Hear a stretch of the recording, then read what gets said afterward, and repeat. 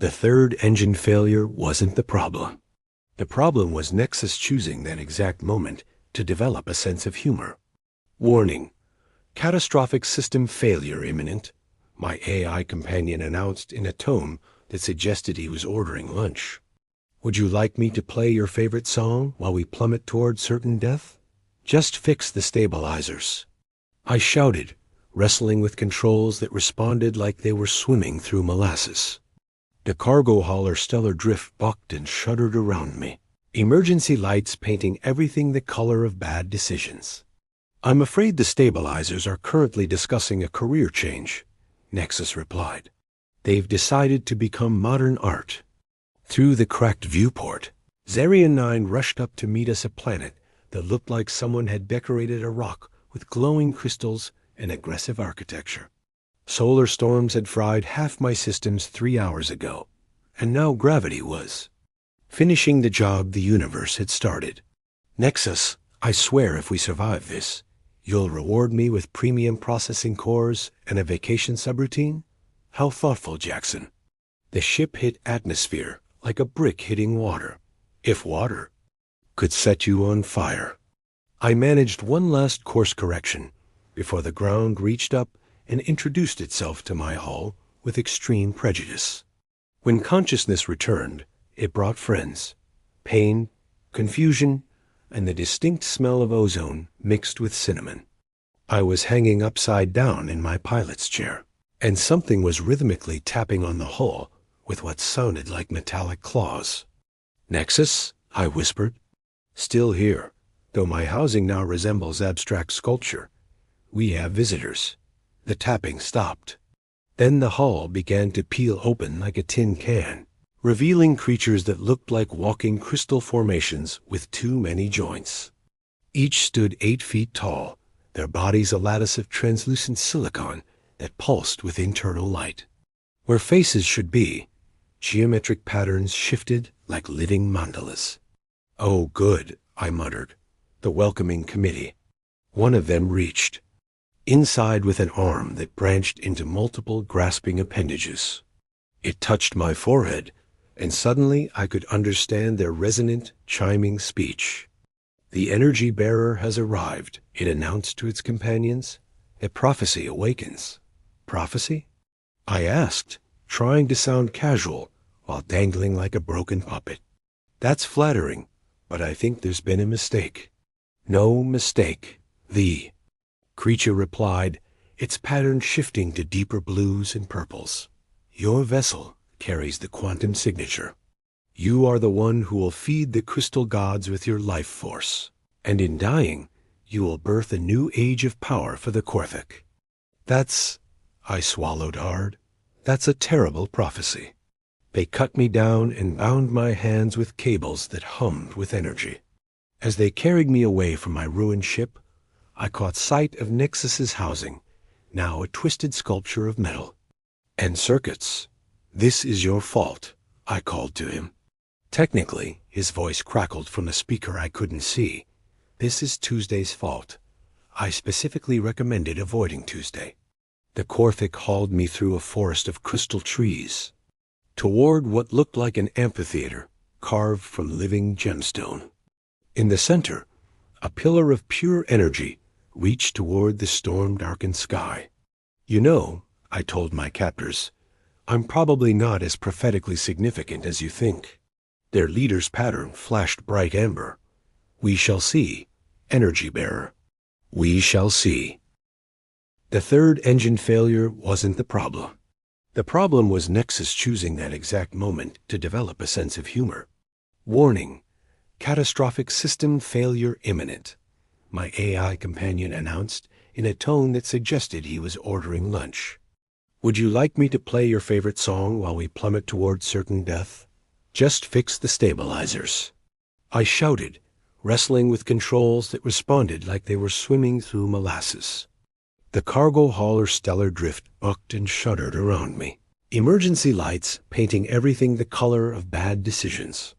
I'm afraid the stabilizers are currently discussing a career change, Nexus replied. They've decided to become modern art. Through the cracked viewport, Zarian 9 rushed up to meet us, a planet that looked like someone had decorated a rock with glowing crystals and aggressive architecture. Solar storms had fried half my systems 3 hours ago, and now gravity was finishing the job the universe had started. Nexus, I swear if we survive this, you'll reward me with premium processing cores and a vacation subroutine? How thoughtful, Jackson. The ship hit atmosphere like a brick hitting water. If water could set you on fire. I managed one last course correction before the ground reached up and introduced itself to my hull with extreme prejudice.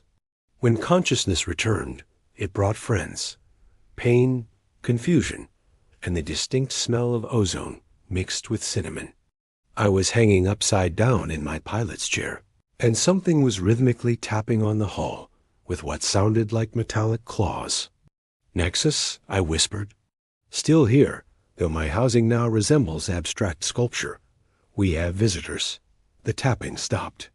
Then the hull began to peel open like a tin can, revealing creatures that looked like walking crystal formations with too many joints.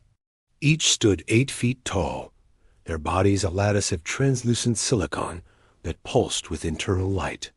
Where faces should be, geometric patterns shifted like living mandalas. Oh, good, I muttered, the welcoming committee. One of them reached inside with an arm that branched into multiple grasping appendages. It touched my forehead, and suddenly I could understand their resonant, chiming speech. The energy bearer has arrived, it announced to its companions. The prophecy awakens. Prophecy? I asked, trying to sound casual while dangling like a broken puppet. That's flattering, but I think there's been a mistake. No mistake. The creature replied, its pattern shifting to deeper blues and purples. Your vessel carries the quantum signature. You are the one who will feed the crystal gods with your life force, and in dying, you will birth a new age of power for the Korthik. I swallowed hard. That's a terrible prophecy. They cut me down and bound my hands with cables that hummed with energy. As they carried me away from my ruined ship, I caught sight of Nexus's housing, now a twisted sculpture of metal. And circuits. This is your fault, I called to him. Technically, his voice crackled from a speaker I couldn't see. This is Tuesday's fault. I specifically recommended avoiding Tuesday. The Korthik hauled me through a forest of crystal trees, toward what looked like an amphitheater carved from living gemstone. In the center, a pillar of pure energy reached toward the storm-darkened sky. You know, I told my captors, I'm probably not as prophetically significant as you think. Their leader's pattern flashed bright amber. We shall see, energy bearer. We shall see. The Korthik ceremony began at what I assumed was dawn, though on a planet where the sky pulsed purple and the sun looked like an angry eye. Dawn was more of a philosophical concept. Elder Vex, distinguished by his crown of rotating crystal shards, raised a staff that crackled with contained lightning. His pattern shifted through ceremonial colors, deep crimson bleeding into silver as he chanted in harmonics that made my teeth ache. The energy bearer shall feed the eternal flame, he resonated, and the crystal amphitheater responded with its own harmonic vibration. His quantum essence will awaken the sleeping gods. Still think there's been a mix-up, I called out, strapped to what appeared to be an altar made of living diamond. I'm more of a deliver cargo and avoid existential responsibility kind of guy. The assembled Korthak, maybe 50 of them, chimed in unison, their bodies flaring bright enough to hurt. The energy pillar in the center began to pulse faster, hungrier. Elder Vex approached with the ceremonial blade, a shard of crystal that seemed to cut through reality itself, leaving tiny tears in the air. Your protests honor the old ways, energy bearer. The gods appreciate reluctant sacrifice. That's twisted. Even by alien standards, I muttered. He raised the blade. Lightning gathered around its edge. The crystal trees began to sing in anticipation. Then the sky cracked open. It wasn't thunder. Thunder had manners. This was the sound of space-time, having an argument with itself. A rift tore across the purple heavens, edges crackling with silver fire, and through it stepped someone who made my heart forget how to beat properly. She fell like a comet wrapped in shadow and starlight, landing in a crouch that cracked the crystal floor. When she stood, reality seemed to bend around her like it was trying to get out of her way. Her armor wasn't quite armor more, like liquid midnight that had learned how to hold its shape. Silver hair moved in a wind that existed only around her and her eyes. Her eyes were the color of deep space between stars. She carried no visible weapon, but her presence felt sharp enough to cut diamonds. "Step away from him," she said, her voice carrying harmonics that made the Cortex chanting sound like children's lullabies. Elder Vex's pattern flashed aggressive orange. "You dare interrupt the sacred," she moved. It wasn't running or jumping or any normal method of locomotion. She simply existed in one place, then existed somewhere else, leaving afterimages that folded space between them. A ceremonial blade flew from Vex's grasp, spinning through the air before embedding itself in a crystal tree 50 feet away. 3 Corthic warriors charged her. She raised one hand, fingers spread, and they froze mid-stride. Not stopped frozen, in temporal bubbles where seconds stretched into hours. With her other hand, she gestured toward the energy bonds holding me to the altar. They unraveled like they'd never been real. "Who are you?" I gasped, sitting up and rubbing my wrists. She turned to look at me, and for a moment, something flickered across her features. Recognition? Relief? It was gone too quickly to identify.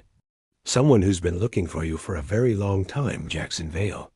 Before I could ask how she knew my name, alarms began wailing from somewhere deep underground.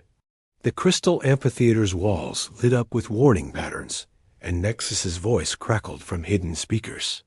"Jackson, my sensors are detecting massive energy buildup from orbit. Whatever just happened, it woke something up, and it's coming down here fast."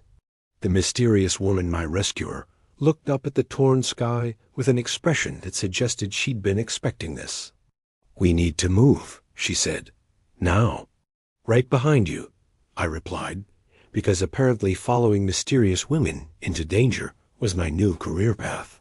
"My name is Zara," she called over the rising alarms as we ran. "And we're about to meet some very unfriendly neighbors." The unfriendly neighbors announced themselves by turning half the crystal forest into plasma. From the scorched sky descended machines that looked like someone had taught geometry to hate. Angular, black, bristling with weapons that hummed in. Frequencies that made reality hiccup. At their head flew something that was part ship, part nightmare, a command vessel piloted by a figure in armor that reflected no light. "Captain Thorian," Zara breathed, her expression darkening. "I was hoping we'd have more time. Friend of yours?" I asked, ducking as energy beams carved smoking channels through the crystal trees around us. "Former colleague. He's half machine now, and the machine half holds grudges." A voice boomed from the command vessel, mechanically precise yet somehow filled with organic rage. "Zara Nightwind, you cannot run between dimensions forever. Return what you stole, and your companion dies quickly." "What did you steal?" I demanded, as we sprinted through a grove where the trees grew in impossible spirals. "You," she replied without looking back. That stopped me cold. "Excuse me?" She grabbed my wrist, her touch sending electric jolts up my arm. "I'll explain later. Right now, we need to reach the shifting lands before." The ground beneath our feet suddenly obeyed different physics. We found ourselves running sideways, up what had been a vertical cliff face, while gravity pulled sideways through purple mist that tasted like copper and forgotten dreams. "Welcome to Zerion 9's reality zones," Zara called, her hair streaming behind her like liquid starlight. Each region operates under different universal constants. Try not to think too hard about it, or you'll give yourself a headache. Behind. U.S. Captain Thorian's hunters adapted quickly, their machines recalibrating to each new physical law. Energy beams curved in impossible directions. Pursuit drones phased through solid matter like it was a suggestion. We plunged into a forest where the trees existed in multiple dimensions simultaneously, their branches reaching through layers of reality like fingers exploring pockets. Here, voices whispered from between the space's echo spirits. Zara explained, beings trapped between what was and what might be. "Help us," they moaned, their words coming from directions that didn't exist. "Free us from the in-between." "I'm sorry," Zara whispered back. "Not today." One of the spirits manifested partially, a shimmering humanoid shape that reached toward me with desperate hope. You carry the quantum signature. You could open the doors, ... A hunter drone burst through the dimensional branches, weapons charging. Zara gestured sharply, and the drone folded in on itself, existing and not existing until it forgot what it was supposed to be. There, she pointed ahead to where reality seemed more solid, more definite, the buried archive. The structure that emerged from the living forest was impossibly ancient black stone that seemed to absorb light, covered in symbols that hurt to look at directly. As we approached, the symbols began to glow, responding to something in my presence. How? Is it reacting to me? I gasped, exhaustion making my lungs burn. "Because you're not entirely human, Jackson," Zara said softly. "You never were." The archive's entrance dilated open like an iris, revealing corridors that stretched into darkness. Behind us, Captain Thorian's voice echoed through the dimensional. "Forrest, the archive won't protect you forever, Nightwind. I have eternity to wait." "He's right," Zara murmured as we stepped inside. "But eternity assumes linear time, and Thorian never was good with assumptions." The archive sealed behind us with a sound like reality sighing. Emergency lighting flickered to life, revealing walls covered in holographic displays showing star charts, genetic sequences, and what looked like blueprints for impossible technologies. "Nexus?" I called hopefully. A speaker crackled to life. "I'm here, Jackson. My consciousness managed to upload to the archive systems when my housing was destroyed. And I have some very interesting news about your genetic structure." "Everyone keeps saying I'm not human," I said, sinking against a wall. "What exactly am I?" Zara and the archive systems answered simultaneously. "You're the key. You're the weapon." They looked at each other well. Zara looked at the speakers with expressions that suggested this disagreement was going to be important. "Both," Zara corrected quietly. "You're both." The archive hummed around us, ancient and patient, waiting to reveal secrets that someone had hidden here long before the stars were young. The archive's central chamber opened like a flower made of mathematics, revealing a space that was larger inside than outside, a geometric impossibility that my brain decided to ignore for the sake of sanity. At the center, a holographic figure materialized, a middle-aged man with kind eyes and tired shoulders, wearing a lab coat that flickered between dimensions. "Professor Dante," I whispered, recognizing my old mentor who'd supposedly died in a research accident 5 years ago. "Hello, Jackson," the hologram said, his voice carrying the weight of artificial intelligence, but the warmth of genuine affection. "I'm sorry for the deception, but it was necessary. My consciousness has been preserved here, waiting for you to find this place." "You're supposed to be dead," I said, the words coming out more accusatory than I'd intended. "My body died, yes, but I uploaded my mind to this archive before the explosion. I needed to ensure someone would be here to explain what you truly are." His holographic eyes found Zara. "And to meet your guardian." "Guardian?" I looked between them. How long have you two been planning whatever this is? Zara stepped forward, her armor shifting colors like oil on water. Since before you were born, Jackson. Your mentor and I have been working across multiple timelines to prepare for what's coming. The professor's image gestured, and the chamber filled with swirling displays, genetic sequences, quantum equations, and star charts showing a dark space between galaxies that seemed to pulse with malevolent hunger. 30 years ago, Dante began, I discovered evidence of a cosmic predator, an entity that exists in the void between realities, consuming entire universes, the Void Empress.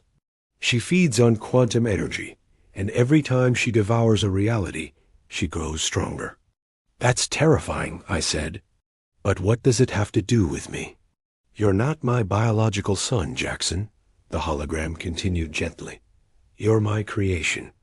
I designed your genetic structure to interface with quantum technology that exists outside normal space-time. You're a living bridge between realities. The words hit like a physical blow. You ... created me? From DNA samples of heroes across a dozen timelines, Zara added softly. Pilots, warriors, explorers, people who refused to surrender when faced with impossible odds. Your parents were volunteers who raised you, loved you, never knowing what you truly were. My legs gave out. I sat down hard on the crystal floor, head spinning. So everything about my life has been a lie? No, Dante's voice was firm. Your choices, your friendships, your stubborn refusal to let the universe beat you down, that's all you, Jackson. We gave you the tools, but you chose how to use them. Nexus's voice crackled from the archive speakers. Well, this explains why your DNA always made my sensors hiccup. Around us, new displays materialized, showing shadowy forms moving between stars. The space between galaxies writhed with tentacles of pure darkness, reaching toward inhabited systems. She's coming, Zara said, studying the displays. The Void Empress has consumed 17 universes in the past cosmic year. This reality is next. And you think I can stop her? I laughed, but it came out hollow. I'm a cargo pilot who crashes into things. You're the only person who can operate the quantum forge, Dante explained, gesturing toward a new display, showing a weapon that looked like crystallized starlight. It requires someone who exists partially outside normal reality, someone who can channel the quantum energy of an entire universe. The process will quantum entangle your consciousness with anyone nearby, Zara said quietly. You'll share thoughts, memories, emotions. You'll never be truly separate again. I looked at her, understanding flooding through me. That's why you've been searching for me across timelines. You're planning to be here when I activate it. She nodded, her starlight eyes reflecting something that might have been hope. A quantum marriage, the scientists call it. Two minds linked, forever across all realities. And if I refuse? The displays showed Earth, its blue oceans and white clouds, then the image darkened as shadowy tendrils wrapped around it. The planet cracked, its light fading, consumed by absolute void. Everyone dies, Dante said simply. Every human, every Korthik, every consciousness in this universe gets devoured by something that shouldn't exist. Above us, the archive shuddered as something massive struck its shields. Captain Thorian's voice echoed through the chamber. Time's up, Nightwind. The Empress's advanced scouts have arrived, and they're not as patient as I am. I stood up, decision crystallizing in my mind like quantum ice. Where's this quantum forge?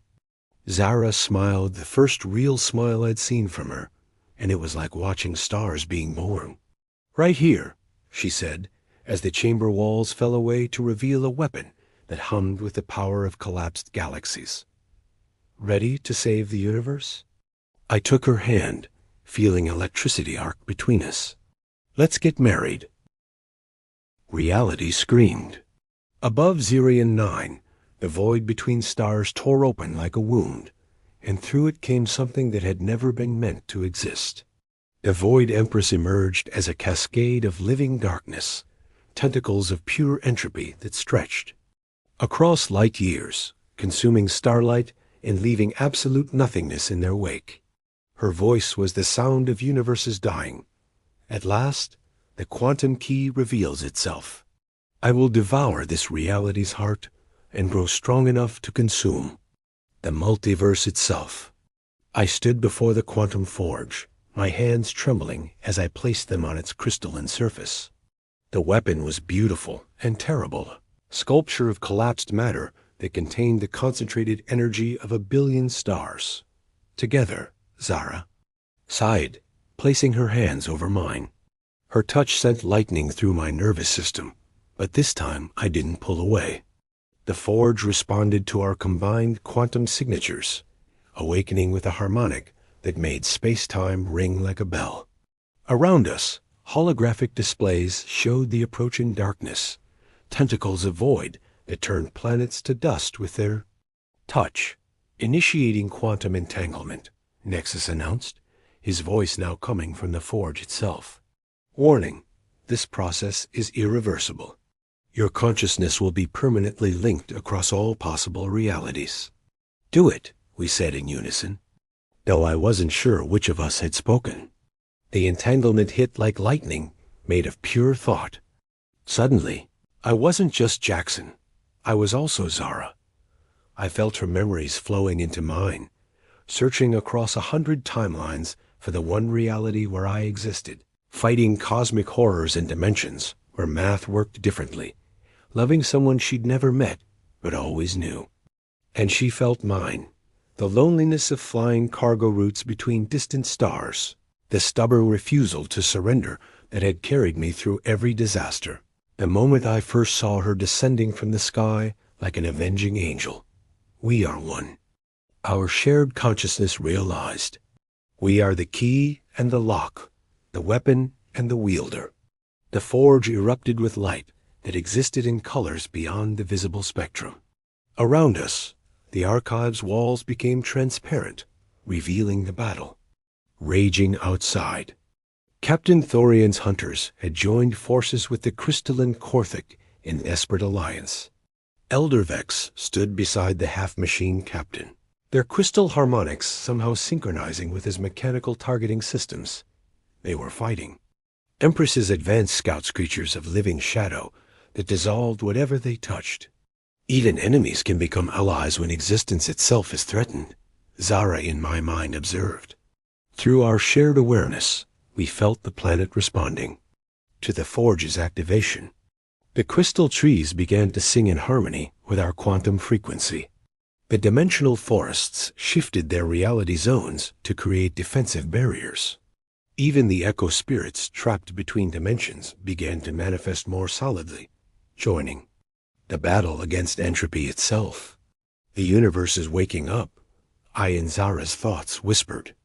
Everything that exists is choosing to exist harder. The Void Empress's massive form blotted out half the sky, her attention focused on our position. You cannot stop me, quantum children. I have devoured galaxies older than your species. I am inevitable.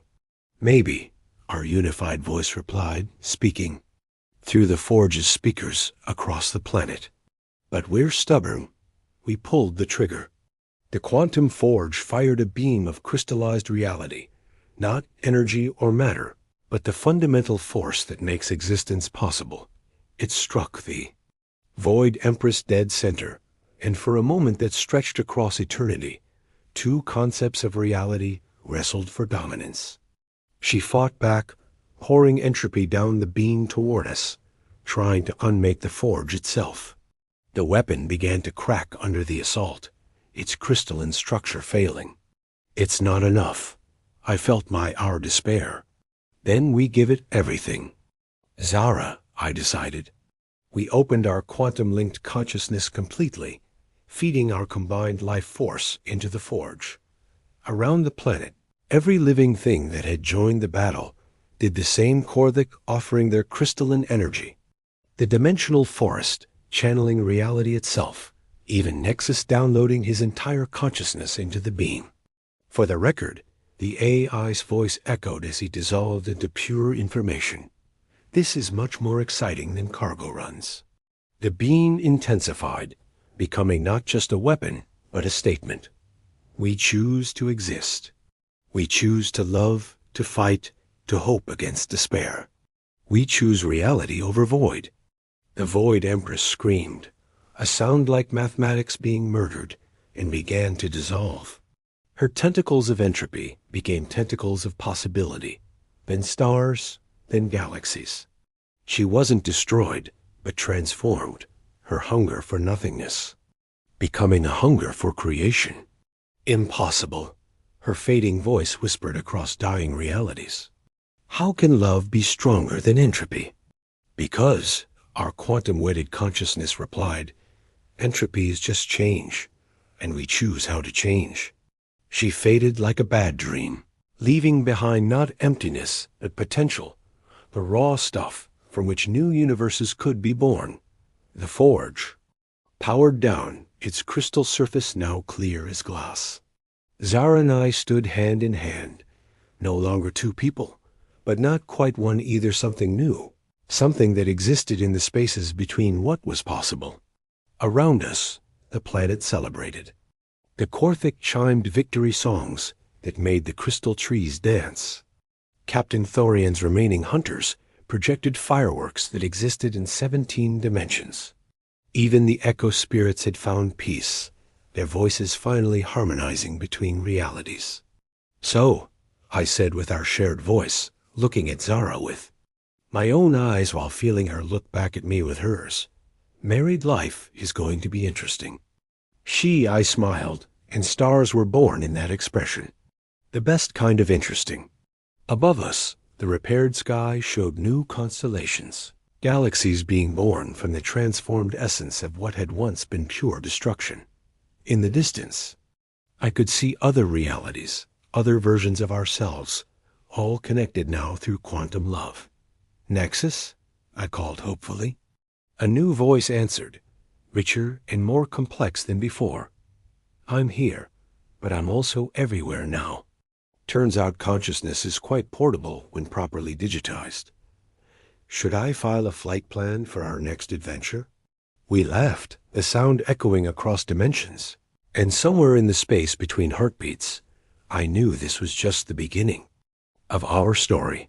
After all, the universe is vast, reality is infinite, and we had forever to explore it together.